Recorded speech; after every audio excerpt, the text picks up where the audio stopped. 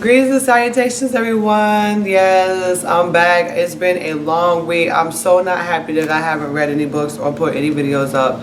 I so love to read, and it's been like hectic hours. I'm mentally drained and physically drained, and I was so glad that last weekend I went out to the bookstore and got a book, and it's Dickmitized by Justin Q. Young. So I said the week is over pretty much. I want to get some reading in. I need to talk about some books. I need to read some craziness. I need to read something.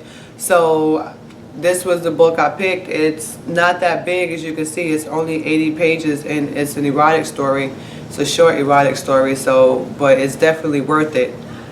Justin Q. Young, I haven't met him yet. I do know that he pretty much seems to be local, and I know he will be here November 17th. That is his birthday month, and he will be here at the mall, at the bookstore at Chesapeake Square Mall. So if you're in the 757 area code, make sure you check him out November 17th. He's going to be signing some books, selling some of his books, and of course, talking to some of his readers, as though authors do that really do care about their readers and what they have to say. So, Dickmitized. We all know dickmitized means that you get some dick that is just above and beyond the average, in and out. It makes you feel out of this world, and it makes you go cuckoo for damn Cocoa Puffs, okay? Just in a nutshell, all right? It makes you think that you're in love with somebody that you don't even know their last name. You don't even know what kind of drink they like. You don't even know what kind of food they like. You don't even know their favorite color, their favorite song, okay? That's dickmitized. You're not really in love, you're infatuated, but we don't want to use infatuated no more. We want to call it dickmitized. Yeah, whatever. So, Dickmitized is about a guy named Josiah, who is a single guy. He's an artist, painter, and he's pretty much just sowing his royal oats, just, sharing his pierced penis along with others that would like to partake in said pierced penis. Nothing wrong with that. For the most part, he's pretty much wrapping it up, keeping it safe, because he likes being single and doesn't want any baggage. Seems to be. So, as we said, the book is dickmitized, so of course, somebody's going to get dickmitized, or somebody's going to feel some kind of way. Okay? So, although Josiah meets a lot of his girls on the internet, some of them pretty much, have the role of, I just want the D and I just want to keep it moving. Don't really care how your day is, don't really care what you do, yada yada yada. Make me feel good, I make you feel good, we all move on, have a happy life. Unfortunately for Josiah, he comes to the area and goes to a party and runs into some old people that he used to kick it with in his earlier years.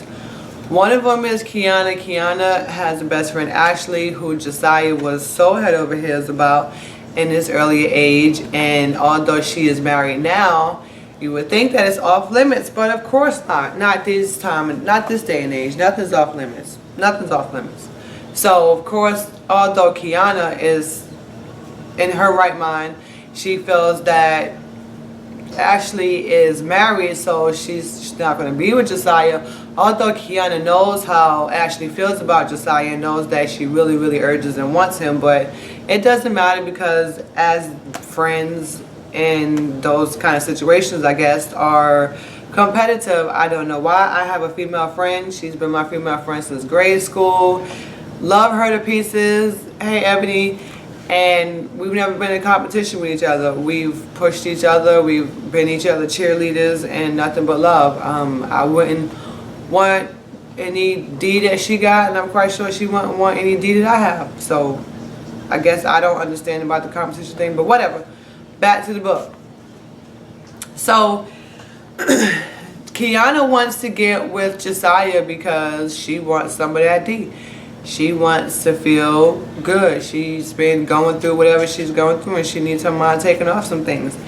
And although Ashley has feeling, like I said, feelings about Josiah and wants to be with him, Well, girl, you're married, so that's a no-no. So she go ahead and slides up right on in there.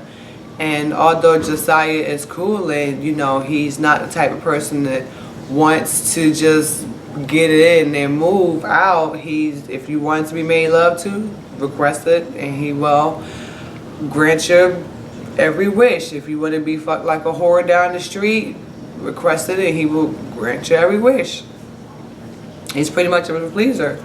And when you do things like that, what do you think happens? Yes, somebody gets infatuated, or so we want to say dickmatized. So it happens, and although he does meet up with Ashley sometimes, they just do oral, they never go all the way. You know, she's back and forth with how she feels. You know, she feels guilty, but she really, really wants Josiah. He really wants her, because anybody that's had a crush on somebody for a long time, I say just let it go, because if you get it, it might not even be worth it, and you'd be mad and be like, I liked you for all this time. But anyway, so during her birthday weekend, wind up getting it in, although all this long time he'd been messing with Kiana. So now he actually got it in with Ashley, and it's powerful. I'd say the sex scenes in this book is definitely no quickies here, although the book is a quickie, but there's no quickies in the sex scene.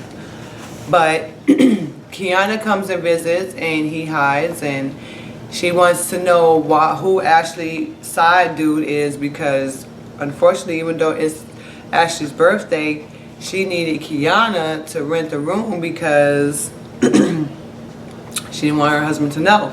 So with that being said, Kiana is the person that she is and wants to know who's the side dude, because, and we know it ain't for your husband, because if it was for your husband, I wouldn't have had to put it in my name. That's how Kiana feels. But Kiana sees evidence in the room, and she knows who's in the room, and of course she feels some kind of way. Although her and Josiah is not in a relationship, she knows he's there, and she doesn't like that, and she feels that it's wrong. And then later on in the story, you hear that even though Ashley wasn't supposed to open her damn mouth, she been running to Kiana, and now she feels bad about what she did because she's married and she has a kid. It's like, lady, really? How do we? Whatever. Anyway, so Kiana feels some kind of way about how Josiah is going around playing with people's feelings and this and the other. And I'm like, you ask somebody to make love to you that you don't even love. So girl, sit down and shut the hell up. But anyways, so he's just over it and like, I don't have time for this. We ain't in a relationship. I don't know why you bugging out like this. Because you're a bugaboo. You're bugging me. I'm bugging. No, I'm just kidding. So anyway, he done and he pretty much plays up to the left. Later on in the story, even though it's a short story, it tells all of that. That's why it's a really good book. Later on in the story, after he haven't talked to Kiana, he hadn't talked to Ashley in a while, he winds up going by Kiana's house and seeing a familiar car and then seeing a familiar person, which is his best friend Steve, who tried to get on the scene with this internet stuff that Josiah was into. Wind up seeing Josiah's profile or information or why he was at his house and saw this one chick and didn't know, even though he knew a girl from way back when, Kiana, she was actually on the website. So he thought she was just an internet hoochie. So he trying to slide on in, and Josiah felt some way about that. And I'm like, So you played the girl left because she was dickmatized, but in all actuality, you're pussy whip?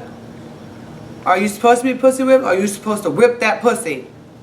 I don't know. Okay, so yeah, so he feels some kind of way and he goes against Steve and his best friend, and I'm like, okay, dude, you really is pussy whip. And then at the end of the story, he gets a text message from someone saying that they're pregnant.